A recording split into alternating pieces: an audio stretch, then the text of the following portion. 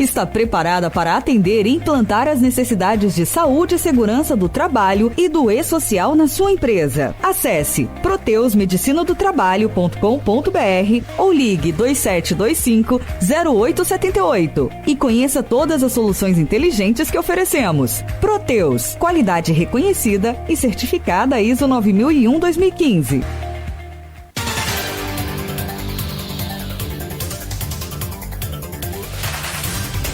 São 7h24, voltamos com Folha no Ar, primeira edição, oferecimento Laboratórios Plínio Bacelar e Clínica Proteus. E vamos começar aqui, Arnaldo, com o nosso papo com o Major Edson Peçanha, coordenador da Defesa Civil de Campos, e vamos ver se a gente consegue em breve colocar algumas fotos, só para ilustrar, né, aquelas fotos da enchente de 1966. Mas, de qualquer forma, nós não estamos em 1966, estamos em 2020 e é com o que está acontecendo que a gente tem que se preocupar. Um bom dia, Major Edson Peçanha, muito obrigado por aceitar o convite, estar aqui conosco mais uma vez. E mais uma vez, bom dia, Arnaldo, também. E bom dia você, ouvinte da Folha FM. Bom dia, Beto, bom dia, Marco Antônio, Arnaldo e todos os ouvintes aí da Folha no Ar. Major, vamos começar então sobre... a gente vem acompanhando já há alguns dias, né, desde de janeiro, a questão da cheia dos afluentes do Paraíba.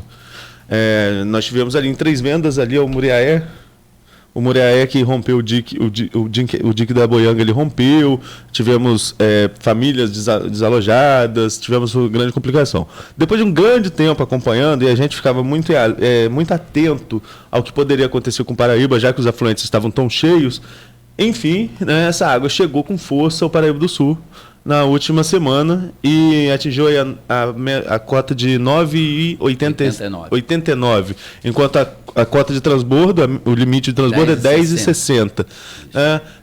Hoje, qual é a situação do rio? Existe risco de transbordo aqui na área central de Campos? Existe risco? Hoje a situação está mais sob controle? Como que está a situação? Totalmente sob controle, desde que a gente está monitorando a montante. Ele hoje está com a cota agora às 6h15 da manhã de 9,18, com tendência baixa todo dia, né? Estamos no vento nordeste, tábua de maré baixa, então lá na Foz está recebendo bem. Mas a gente monitora isso, a montante, desde Volta Redonda. As represas, Ilha dos Pombos, é uma dos termômetros que a gente tem, que dessa vez eles abriram a comporta lá mesmo, com força, né? Você vê que vinha aí 250 metros cúbicos por segundo e na última quinta e sexta foi para 1.700 metros cúbicos por segundo. Vinha quanto? Chegou a 250, 350, aí foi aumentando até 900 e depois, por eles estarem recebendo água montante, ele não deixa a reserva chegar no seu limite máximo, porque corre o risco de ter um colapso. E se ela tiver romper a barragem, né, automática, não tiver com controle das comportas, aí é um tsunami aqui embaixo, aí todas as cidades ajusantes pode acontecer tragédias. Então, eles tiveram que manter por um período grande uma vazão aí de 1.700, aí veio diminuindo, 1.600, e ontem estava com 1.150 metros cúbicos, mas ainda é considerado alto. Por isso que o rio está demorando baixar, porque na outra vez, quando ele chegou a 950, no outro dia estava 400. Aí baixou e drenou o Muriaé, que de um dia para outro baixou 2 metros dentro de Três Vendas lá. Agora, então a gente pode dizer que essa cheia aqui do Paraíba hoje, ela não é resultante da cheia dos afluentes, é por causa da abertura de comportas, é isso? É porque choveu muito a montante, em Minas, São Paulo, mas essa comporta, Ilha dos Pombos, é na cidade, a cidade do Carmo, além do Paraíba, então ela deságua no Paraíba direto.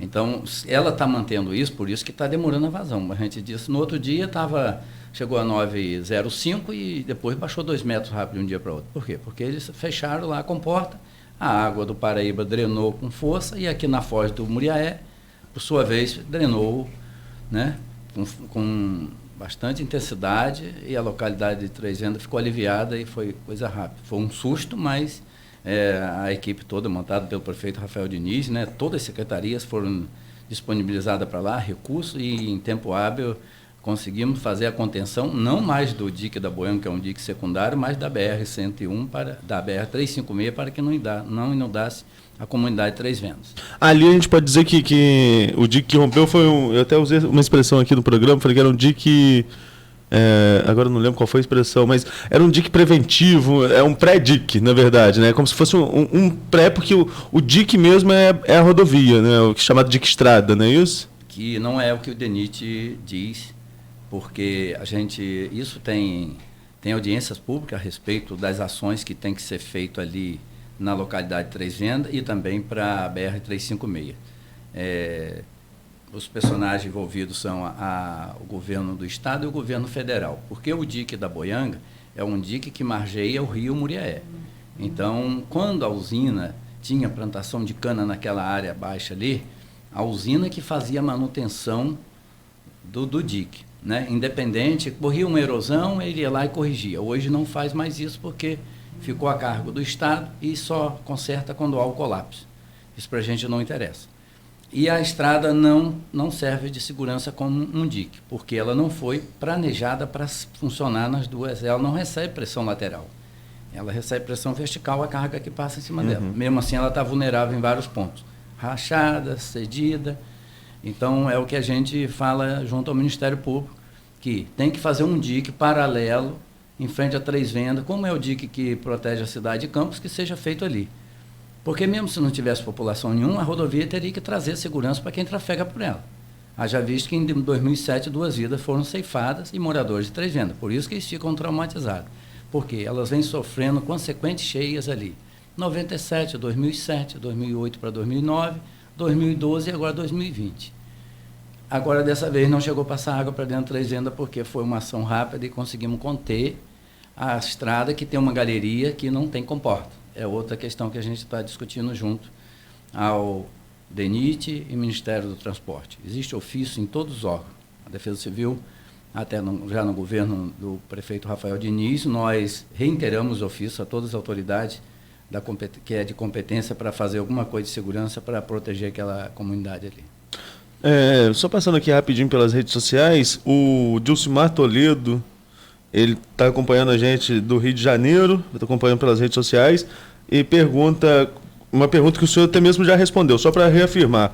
Quanto à cheia do Rio Paraíba, tem muitas conversas, o nível está baixando ou não? Hoje está sob controle e em tendência de baixar ainda mais, não é isso? Isso, ele atingiu a cota máxima que foi de 9,89 na sexta à noite, aí a gente já estava em contato direto, permanente, de hora em hora, lá com a represa Ilha dos Pombos. Fechamos aqui, reduzimos para tantos metros cúbicos por segundo, aí a gente sabia, então vai dar sinal de baixa.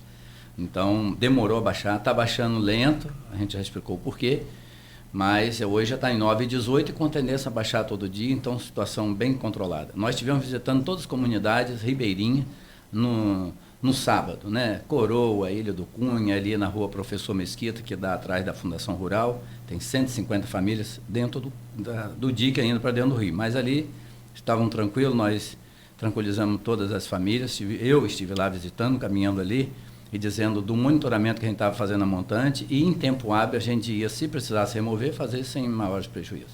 Agora, nesse final de semana, na sexta-feira a gente fechou o jornal, nós tínhamos algumas famílias, números não oficiais ainda, de 8 famílias entre desalojados e desabrigados. Não sei nem qual era ainda a condição, porque era, como eu falei, números não oficiais. A repórter foi ao local, a repórter foi a Virna Alencar, ela foi ao local, e lá os moradores informaram que 8 pessoas tiveram que deixar suas residências por causa da chuva, tanto na Ilha do Cunha quanto na Coroa. Tem número oficial? Chegou a ter número de desalojados, desabrigados? Quantos? O senhor tem essa informação? Ali nós desocupamos a Ilha do Cunha. Quem está lá é remanescente que voltou indevidamente. Mas elas se mudaram, porque era um local onde tinha uma igreja, perto do campo de futebol dali da Ilha do Cunha, eu estive lá. Aí, então elas saíram para casa de parente. E na Coroa era um senhor só que estava em uma residência e foi assistido pela Secretaria de Desenvolvimento Humano e Social. Como era só um senhor, foi colocado no abrigo, levantamos os móveis deles e aí não tinha mais ninguém. Como eu voltei lá no sábado pela manhã, não tinha mais ninguém, onde a água estava atingindo as residências. Então só teve um senhor que ficou desabrigado e que ficou alojado em um abrigo, colocado pelos assistentes sociais. A secretária de Desenvolvimento Humano e Social ligou e colocou toda a estrutura para poder a apoiar aquelas famílias que houvesse necessidade de remoção, mas não houve necessidade, porque, como a gente falou, o rio para desabrigar só aí com 10,60. Quando foi colocado no grupo de opiniões de Folha no Ar, a sua participação, houve uma participação do João Siqueira e uma pergunta do Alexandre Buchaú, se o excesso de água, falta de água, se são problemas de manejo. E o João Siqueira respondeu imediatamente, e depois a gente pode levar esse papo, não são problemas apenas de manejo, disse ele, são causadas por chuvas cíclicas e potentes que ocorrem a cada 10 anos. Nós temos que conviver com isso, tem como minimizar o efeito das chuvas, sim. São obras nos diques de contenção que já têm 50 anos, né? E que precisa manutenção nesses diques e canais. E isso não é feito, daí as inundações serem maiores. Então, o que acontece é isso, que eu falei que o Estado, né, e a União, eles não costumam, a gente viu, né, a RJ 194 rompeu na sexta-feira, né, por volta das 17 horas, até telefonei para a superintendente, a Gleice.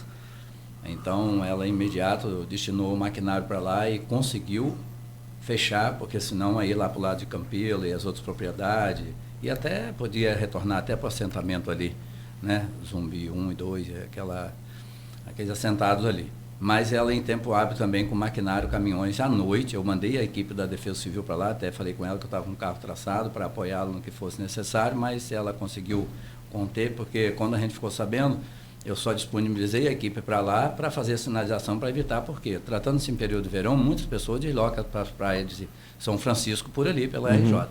Então a gente, como já estava à noite, 7 horas da noite, quando eu liguei para ela, assim, já fiquei sabendo mais cedo, já estou disponibilizando, já estou aqui no local, inclusive, com equipamentos. Então, mas mesmo assim, a equipe já estava próxima, pedi que ficasse lá até que desse um suporte para fazer todo o trabalho de vedação daquela RJ ali. Então, mas por causa de falta de manutenção permanente. Aí, isso, às vezes, só vem o conserto quando há o colapso, é o que eu estou falando sobre o dique da Boianga e tantos outros que têm tido esses rompimentos. É estrada também, porque quando você acaba a chuva, tem ali mesmo, depois de Sapucaí, tem uma erosão no Baixadão ali, na BR-356, que assim que cessar a água tem que fazer o conserto imediato, porque um carro chega ali, precisa sair para o acostamento, ele vai cair, porque ficou uma erosão bastante acentuada. E nem sinalizada está ainda. O DENIT tem ciência porque esteve em Três Vendas presente. Então, por isso que eles perguntaram, eu fui questionado via ofício, que o DENIT falou que eu fechei 7 pontos de manilhas, da onde foi feita a vedação na galeria celular e até Três Vendas, tem mais 7 pontos de manilha de 1000 que passa sob a BR-356. Em decorrência da enchente de 2012, a gente foi para lá e vedou os 9 pontos de manilha. Já que não fazem dica estrada, eu fechei, porque se não tivesse fechado lá em 2013, 2014, possivelmente não ia ter tempo hábil para você evitar que a água passasse, haja visto que o dique da Boianga rompeu. Então, você não tinha tempo de fechar 7 pontos de manilha e mais a galeria. Então, aí a gente explicou o porquê que a gente fechou e o Ministério Público não contestou e aceitou a ponderação da Defesa Civil em colocar, porque a vida é prioridade para a Defesa Civil. Se a estrada vai romper em outro ponto, eu não sei se foi independente da ação que a gente fez, a gente não tem problema a respeito disso. Eles têm que fazer o papel deles e a Defesa Civil, principalmente é a autoridade máxima, né, é o gestor público, é o prefeito, ele dando autonomia para a gente atuar, a gente vai fazer da melhor maneira possível, mas preservando vida primeiro. Major, você citou alguns aí, mas se eu pudesse fazer para a gente um panorama dos diques de Campos, os principais, e como a gente está colocando aqui, falta manutenção, qual a situação da maioria deles hoje? Então, o próprio dique que segura a cidade de Campos, ele tem que ser corrigido. Você vê que ele vem desde Santa Cruz, nós já andamos sobre ele. Tem vários pontos que ele está rachado da passagem. Nós tivemos em 2008, o dique rompeu, porque com a pressão d'água, a gente lembra disso, que a cidade encheu toda, principalmente ali na Presidente Vargas, que foi tanto o condomínio da Granja que passou, porque o serviço de drenagem de águas pluviais de dentro do condomínio era feito sob o dique do Paraíba do Sul. A pressão da água era muito grande ela passou sobre e abriu aquela cratera. Foi um dos colaboradores que encheu também o condomínio, mas o principal rompimento mesmo foi lá próximo a Santa Cruz, que o dique rompeu, você vê que podia passar um carro por baixo do dique. Então, por falta de manutenção, porque o dique ele não é tão profundo, é feito de pedra, mas ele não é tão profundo. Então, ele foi corroendo, né, barro, não tinha consistência e rompeu lá. Então, é preciso que passe por manutenção, mas são em áreas rurais e difícil às vezes até acesso. Mas é bom que quando os órgãos, né, federais, estaduais, for fazer alguma intervenção dentro do município, que procure a Defesa Civil, que tenha um mapeamento desses pontos, desses locais que a gente tem detectado. A gente já encaminhou também ofício, como diz, ali no Parque Prazeres, né, que seria uma obra do governo federal, porque o dique ele para ali em frente a Pesago. Dali para frente não tem mais, porque o talude para lá ele tem a cota 12, mas só que é onde o rio faz a curva ali, ele vem perto do Balanço Mas Não Cai, depois ele estica até perto dali da Corbel, né, que é a empresa ali, e depois ele faz outra curva, vai lá no Parque Prazeres, e lá está erodindo lá. O talude lá está cedendo, está com a erosão bastante acentuada. Tem outro ponto ali no fundão também, tem um ponto ali que o acostamento, a água já chega ali próximo daquele trevo ali, onde da Rua Nova com a BR-356 ali. Então, tem vários trechos que precisam ser corrigidos e reforçados. Isso não indica, a gente está falando estadual e federal, onde tem alguns pontos que a gente consegue fazer, mas às vezes mesmo não sendo competência do município faz, mas a intervenção maior e mais volumosa que tem que ser feita já é no âmbito estadual e federal, até porque todas as comportas e canais, e a gente está falando assim, aproveitar e falar, você tem problema dos canais, que nós somos aí beneficiados de mais 1.300 quilômetros de canais. Então o que acontece? Ele não faz nenhuma das funções, das duas funções que é para fazer, adequada. Por quê? Na época de estiagem você tem que aduzir água para abastecer a agropecuária, né? A baixada em geral. Que é o canal Campo Macaé, que é o Coqueiro, que é o Cambaíba, que é o, né, e vai o São Bento, todos os outros fora, que é o Itereré. Mas aí, às vezes, você tem feito algumas intervenções com o projeto Limpa Rio, vem maquinário do Estado, a Prefeitura também com contratos de máquina, fazendo mais dentro da área urbana. Mas quando chega a extensão dentro da área rural, é preciso que dê prosseguimento, porque essa água não chega com a mesma velocidade, nem no período de estiagem, e nem drena também com a mesma velocidade no período de chuva. Porque as comportas do Paraíba são vedadas para drenar água de chuva. Então ela não faz, por isso que acontece alguns pontos de alagamento na cidade, porque ela vai drenar mais lenta, por sermos uma planície. Nós somos beneficiados porque, né, somos uma cidade montanhosa, não tem enxurrada. Pode haver alagamento, um desconforto, prejuízo, mas assim, acidente com morte, né, é mais descartado a respeito de cheia dos rios que nos cercam aqui. Agora ali na RJ 194, ali eu posso chamar de dique estrada? Ali é um dique estrada. E como que está a situação hoje lá? Conseguiram fazer alguma intervenção? Na mesma noite de sexta-feira ela conseguiu, ligou para mim e disse que estava no local fazendo durante o dia para fazer melhor a compactação e para que dê passagem sem nenhum risco. Então isso ela fez e acabou de preparar a estrada no sábado. Mas ali foi competência, como é RJ, competência do governo estadual, do DR? Ali poderia fazer dos dois, porque tratando-se de um rio federal, poderia ter uma parceria. Mas como ela no local e o DENIT não disponibiliza nem tão rápido de equipamento, tem uma superintendência em campo, mas não tem, talvez, equipamento de imediato. Como ela já tinha, porque quando eu entrei em contato com ela, mandei até um ofício e no outro dia já está fazendo, que foi a estrada, uma RJ que ali perto da Itereré ali, né, que vai para Rio Preto, rompeu também lá atrás, em novembro, dezembro. Ela no outro dia já estava com o maquinário lá fazendo a estrada, porque as pessoas ficaram isoladas lá, naquele momento que nós tivemos que até levar alguns alimentos e água, né? Até o prefeito esteve presente lá, numa aeronave, que a gente conseguiu junto ao governo do estado, né? O Corpo de Bombeiros. Então, ficaram isolados. Então, ela de imediato foi lá e corrigiu também, e logo ficou dando passagem. Mas quer dizer, é uma superintendência que está em Campos, e às vezes ela disponibiliza e tem autonomia para fazer e dar uma resposta rápida. Mas, assim, preventiva não tem, que seria, então, corrigir agora toda a margem do Rio Paraíba. Aí nós até falamos com ela sobre ali Parque Prazeres, mas aí já é uma obra mais volumosa ali que precisa, possivelmente, como passa ali dentro da cidade, é uma área urbana também, mas que ela serve É como a BR-101, que quando chega no trecho dentro da cidade não tem escrito BR, mas é de responsabilidade da empresa que administra hoje. Então ela tem que fazer manutenção. Daqui a pouquinho nós vamos a um intervalo, Arnaldo, para seguir com o papo, mas queria de repente colocar um assunto, não sei se tem sentido nesse momento, mas da ação humana, né?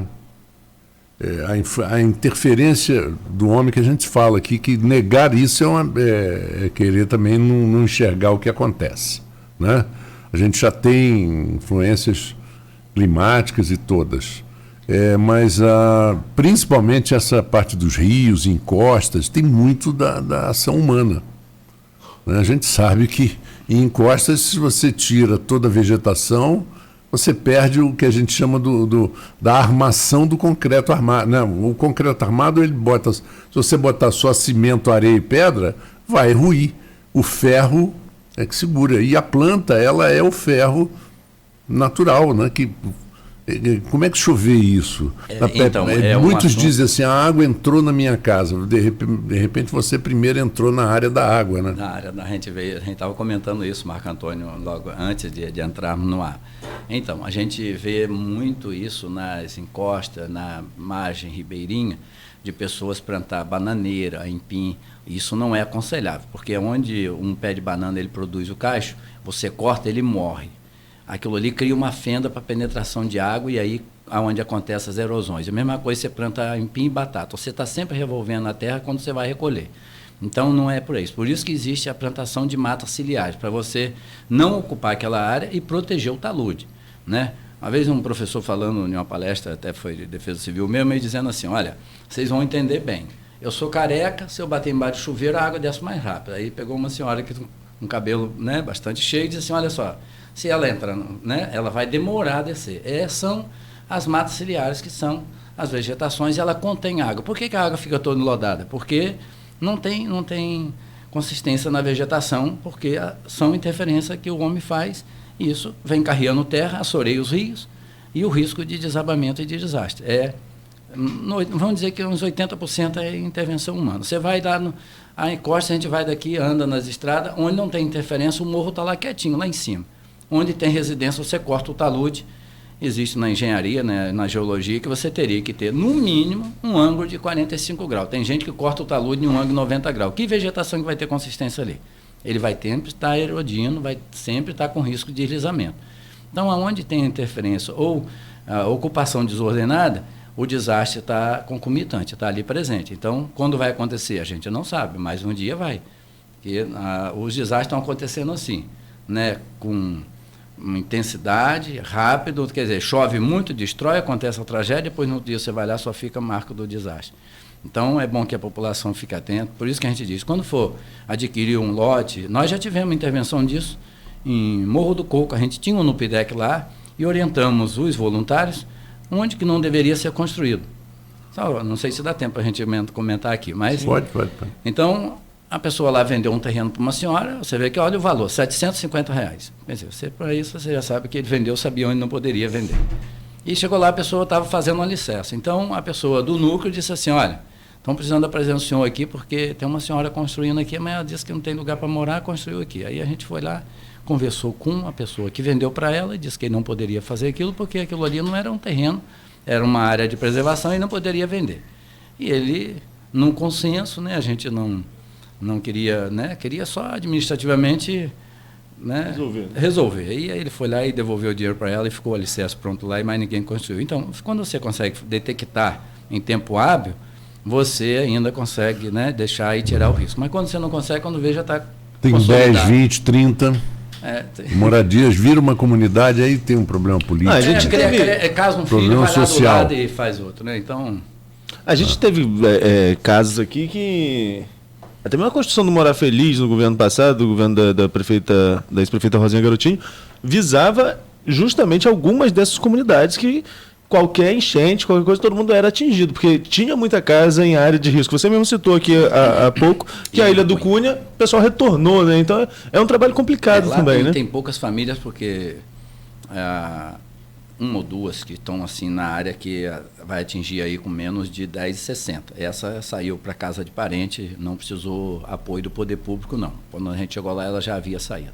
E eu conversei com vários moradores ali a respeito daquilo ali, colocando a Defesa Civil, independente deles terem feito a ocupação de maneira equivocada, mas a gente, na hora que tem o problema, a gente vai lá e tem criança envolvida, tem pessoas adultas que merecem atenção e a gente vai lá dar toda a atenção, que isso é determinação, inclusive, do prefeito. Primeiro, a gente atende e depois a gente, né, com a secretaria dando acompanhamento, mas a gente vê que ali tinha 168 famílias.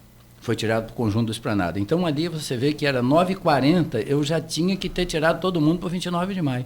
Quando atingiu o 9,89, com certeza ia ser um tumulto, um desconforto, iniciando um ano letivo e uma escola ocupada. Uhum. Então, aquilo ali até... Depois, quando tiverem para frente, existe uma determinação, até ações, né, do governo, do Ministério Público Federal, de fazer toda a desocupação onde estão dentro da calha do rio. Mas são famílias que já estão bastante consolidadas ali. Tem gente que mora ali há 30 anos, então é muito difícil. Outros já levantaram, você vê que já estão... Essa que eu falei ali na Professor Mesquita, que vai ali para trás da Fundação Rural, eles fizeram acima do dique, fizeram os pilares e acima do dique construiu as casas. Então ali só com 10,60 e olhe lá para você poder ter que remover, porque fizeram quase não interessam. Fizeram quase que um dique particular para eles. Eles fizeram as colunas, fizeram as bases dela e subiram e construíram depois acima do dique para cima, que eles fizeram a construção moradias em si. Mas essas famílias, por exemplo, elas correm risco de serem retiradas de lá efetivamente, como o senhor falou que tem essa questão do Ministério Público Federal? Aí vai ver na época, né, como vai ser a determinação, que quando ficar consolidado ou fechado, isso aqui não vai poder ter mais ninguém, até para preservar rios e lagoas, tem que haver, né, uma ação. Você vê que do outro lado, lá no fundão, nós tentamos referenciar várias famílias para retirar, e você passa ali em cima da ponte, você vê que os pilares estão todos com erosão embaixo e tudo, então... Né, tem depósito de bebida, tem tudo ali que estão durante o rio do outro lado de Guarulhos, ali no fundão, está todo, né, já com erosão e com risco, mas eles já foram todos referenciados, foi dada a oportunidade para sair e não saíram. Agora, na próxima que tiver uma determinação, aí vai ver onde que o município vai abrigá-los, e o abrigo é temporário, né, vai botar em um aluguel e é provisório, né, definitivo. Se não tiver, era o que a gente estava falando, não existindo projeto de moradia, não tem como de imediato sair uma licitação e fazer 1.000 casas. É inviável isso. Então, mas se vier a determinação, aí o governo municipal vai alinhar e ver aquelas famílias que estão em maior risco e com determinação tira. Agora, depois, a pessoa tem que procurar outro lugar e construir uma casa num local seguro. Eu vou voltar um pouquinho na nossa conversa, que a gente falou lá no início sobre a questão do dique do próximo bloco. Coloca o assunto. O assunto é questão de 3 vendas. Depois do rompimento do dique, a gente colocou aqui que teve toda assistência. Na madrugada até que havia um risco maior de inundação, inclusive da comunidade. O senhor se lembra disso, que toda a estrutura da prefeitura se deslocou para lá, inclusive com o próprio prefeito, que seria nosso entrevistado aqui numa terça-feira, mandou mensagem às 5 da manhã, que não ia poder estar aqui porque tinha que ir lá para 3 vendas. Eu queria saber, vai ficar para o próximo bloco, que a gente vai ao intervalo agora, como que está a situação hoje de 3 vendas? Já está tudo normalizado, as pessoas já voltaram para sua residência, tem alguém ainda fora de casa, mas fica para o próximo bloco que a gente vai ao intervalo, não é isso, Marco? Exatamente. Vamos ao intervalo. Folha no Ar, primeira edição, é um oferecimento Laboratório Plínio Bacelar e Clínica Proteus. Lembrando também, e não posso esquecer, o seguinte, no final de semana, eu e o Arnaldo aqui, na sexta-feira, Arnaldo, vamos, quinta ou sexta-feira, vamos dar 2 nomes de ouvintes nossos aqui do Folha no Ar, que vão receber de presente do Folha no Ar, primeira edição, um ingresso para assistir o show do Zé Ramalho, aniversário da rádio, né? Um showzão no dia 28 de março. E já estamos fazendo um ano aqui, né, Marco? Parece que foi... Pois é, rapaz. Parece que foi ontem. Né? A gente já tem um ano de vida e de sucesso, graças a Deus, muito devido ao nosso ouvinte, ao talento da equipe toda. E a gente vai comemorar, e o pessoal do Folha no Ar é muito presente, os nossos ouvintes, eles merecem, e no aniversário da rádio quem ganha o presente é o ouvinte. Então vamos ao intervalo e voltamos em instantes. Sabe por quê a gente escolhe o Isicência?